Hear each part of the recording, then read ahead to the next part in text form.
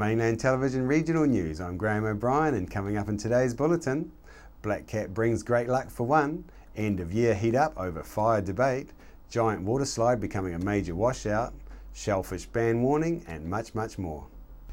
And as yet, an unnamed person has just become a multi-millionaire in Nelson after winning Powerball Lotto on the weekend, gaining $4 million from Powerball's First Division and $1 million from the Lotto First Division. The unknown person purchased their ticket at the Black Cat Dairy in Stoke, which has proven to be a very lucky thing to have done. With a net prize of $5 million in total, this will no doubt leave many in the region wondering who this fortunate person is. I went along to ask Black Cat Dairy staff about the latest win. People think the Black Cats are unlucky, but not for you guys, obviously. Certainly not. No, very lucky. And you had the $5 million win. Is that the biggest win that you've had here? Yes, so far. Yep. And have you had any other big wins to come? Yes, we've had a few wins, haven't we? Yeah, Big wins, but not the Lotto wins and Powerball. strike wins, but no Strike, Powerball. yeah. And do you know if it's one of your regular customers that got the ticket? Hasn't No been, idea. No, it hasn't been claimed yet, so we don't know. So it hasn't been claimed. So someone's driving around there with it in their glove box. Yeah. Pretty much. Yeah. Hopefully it's a regular. Yeah. Hopefully. The silly season is here, and no doubt with many holiday travellers in the region, things can get a bit slow on our highways. Police have continued their zero speed tolerance in the region over this time, focusing on speedsters, but they do warn those who travel slow on main routes to pull over if holding up traffic, as this can cause irritated drivers to take risks. Those who don't pull over can also be dealt the full arm of the law and be charged with obstructing traffic.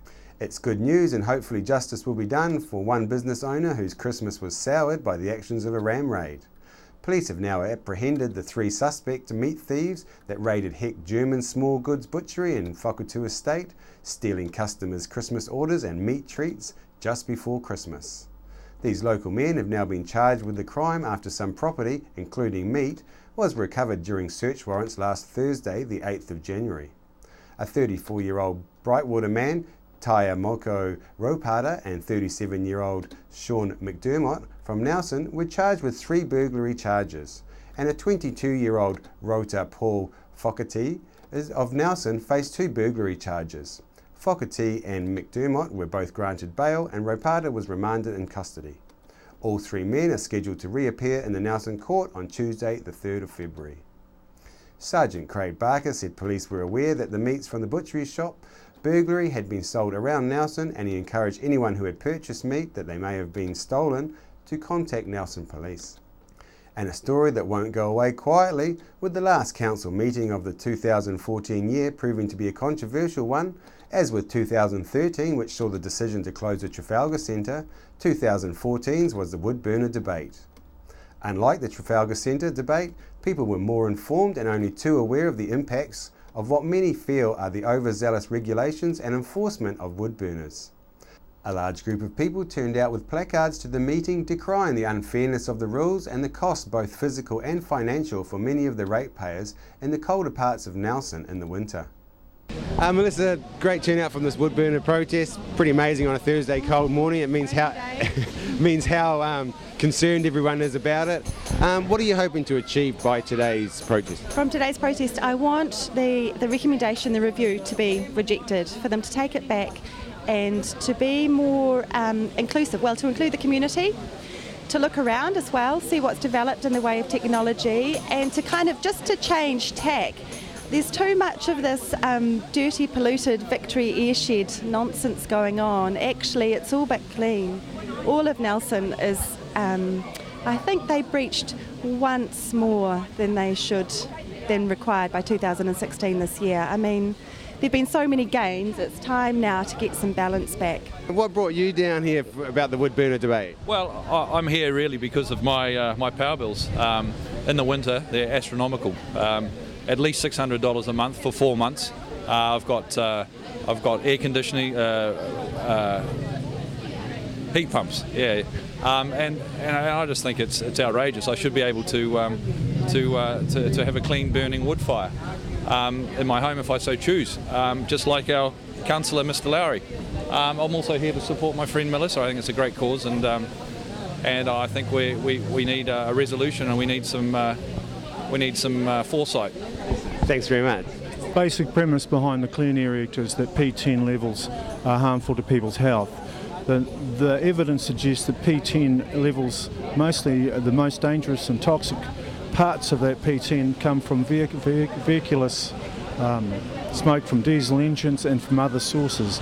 Wood smoke has been proven to be not that toxic, and if your wood burner is burning clean wood, then it has little implication in terms of actually harming people. The evidence and the statistics will prove that in terms of no reduction in hospitalisations in Christchurch, for instance, since they've introduced the rules from ECAN. Barbara, you've got a sign here saying fairness. Can you explain that a little bit to us? Yes, well, I have a wood burner, but my neighbour next door with 2 young children who really needs one is not allowed one. So that's why I'm holding this sign. So you're saying you've got one and you're in right next door, like the same house? Same house, the houses are joined together. So, And you just can't see how that can be fair. no, I don't. The main issue of the protest was why was there no public consultation as promised and written in the terms of reference for the Working Party? According to Chair Councillor Ackland, there was just not enough time to include the public. However, after more than 6 months of meetings, how long is long enough to let the people who are the most affected be heard? The speakers to the public forum asked that the Mayor send the report back to the Working Party to do it properly and follow the terms of reference as written. However, the Mayor seemed happy for Council to accept the reworded recommendation, which is similar to what many feel was the original Working Party's task. A very high expectation that we will engage with the community so that we communicate what we're doing at every stage. And in this process, I don't think we have adequately discharged that duty. Councillor Davies' comments sum up the feelings of many who took time to attend. Well, we've already got a resolution on our books and we've wasted already 6 months on an air quality plan review that never occurred. Now you're asking the same resolution of council that the review of the Nelson Air Quality Plan be brought forward 3 years. We already put a resolution in the books, Madam Mayor, on the 28th of May. This is the second test to the Mayor's promised new governance style of working parties, and as with the first test, the Trafalgar Centre, it could seem to have fallen short of what was promised and certainly expected, as demonstrated by those attending the protest. Plans seem to be sliding away for the water slide event due to happen on February 2nd down Nelson's Collingwood Street, which is the same site for the Nelson Trolley Derby. Some local residents made submissions to the council about the proposed 2-day street closure for the event, which would have limited or given no access to some residents' homes. The event promoter had already begun advertising the event as a happening thing since before Christmas, and people had begun buying up tickets. But Nelson Council's decision to refuse permission this late in the process for this event has created a problem for the waterslide organiser. Where to from here? TDC has now been approached to help bridge the gap by allowing the slide to relocate to Richmond's Upper Queen Street. Ticket holders and the promoter are now waiting a decision, which puts the success of the venture on TDC's and Queen Street's residents' shoulders. This event has raised eyebrows within the region due to the current water shortage and the fact it was advertised with ticket sales made before permission had been granted with local authorities. I spoke to some people on the main street of Nelson to get their views. How do you feel about the promoter of the water slide selling tickets before gaining consent from council? Yeah, it's a bit cheeky, you know, like you wouldn't sell tickets to a movie without it actually being out at the theatre. Yeah. You can pre-sale, but if it's never going to come out, what's the point? So, probably should have done things the proper way, but I think it's a really good idea and people are behind it, and I'd definitely go on it, but I won't be here, so. I think it's a great fun thing for people to get involved in. Maybe we should think about the amount of water that might be used, you know, we haven't had a lot of rain lately, but other than that, yeah, you know, I think the more that people can do in Nelson to just get out and enjoy themselves without being in front of those, you know, computers all day is a good thing. I'm not very smart because, like, the council can say yeah or nah to it, and because I saw it all over Facebook like months before I even heard about it on the paper and that. That is definitely a no-no. Yeah. On the other hand, though, I do think that we do get a lot of tourists through here, as you well know, and that would add to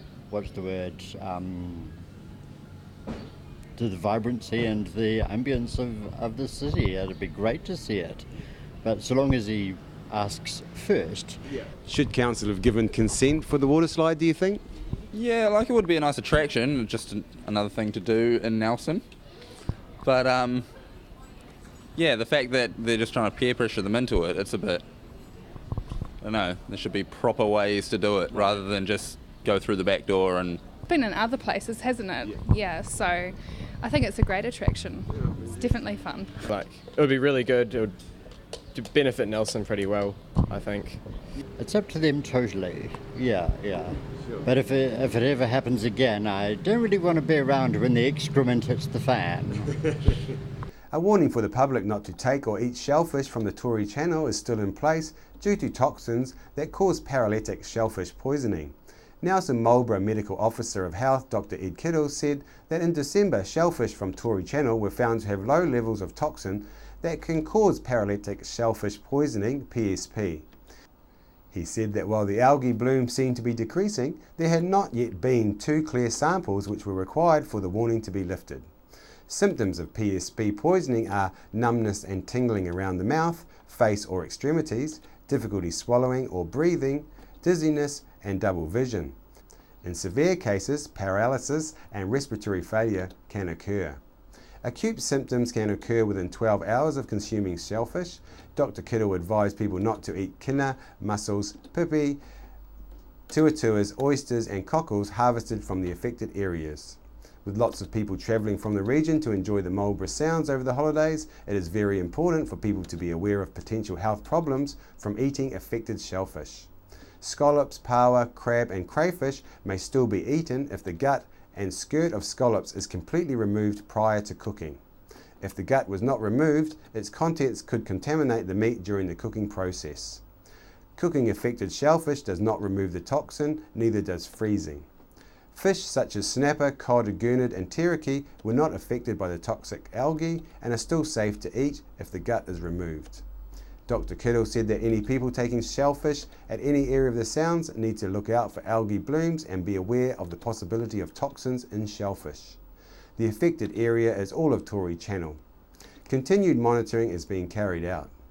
People who want more information should contact the On-Call Health Protection Officer in Blenheim on 03 520 9999 or Nelson 03 546 1800. Anyone becoming ill after eating shellfish should seek medical attention. Nelson Marlborough Rescue Helicopter demand is up again after a record year of call-outs in 2014. 2015 is looking toward continuing the trend. Based on events over this summer holiday period where the crew found themselves flying 3 missions a day, which began last Thursday when the helicopter was dispatched to Portage Lodge in the Marlborough Sounds to uplift a 13-month-old baby suffering a medical condition. Not long after that, the helicopter was called to Awaroa Lodge in the Abel Tasman National Park, where a 62-year-old man from Christchurch had sustained head injuries in a fall while boating. The third job of the day came later in the evening at approximately 10 p.m. when the helicopter was dispatched to Collingwood in Golden Bay for a 93-year-old female suffering from a medical condition. All parties were airlifted to Nelson Hospital separately during the course of the day.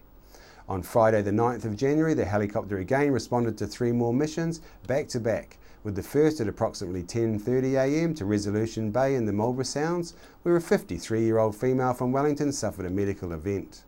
Immediately following this, the helicopter was dispatched to Golden Bay to uplift an 87-year-old man suffering a medical event, followed by a call-out to Salisbury Lodge Hut in Kahurangi National Park, where a 54-year-old Nelson woman had sustained an injury while tramping in the area. Again, all 3 were treated at each scene before being flown to Nelson Hospital for treatment. Another call-out on Saturday afternoon saw the Nelson Marlborough Rescue Helicopter dispatched to Takaka to uplift a 17-year-old male who had sustained injuries as a result of a fall while riding a scooter, and as with the other casualties from throughout the day, was flown to Nelson's Emergency Department for further treatment. After the break, we'll bring you the latest weather update and some events and happenings coming up from around the region.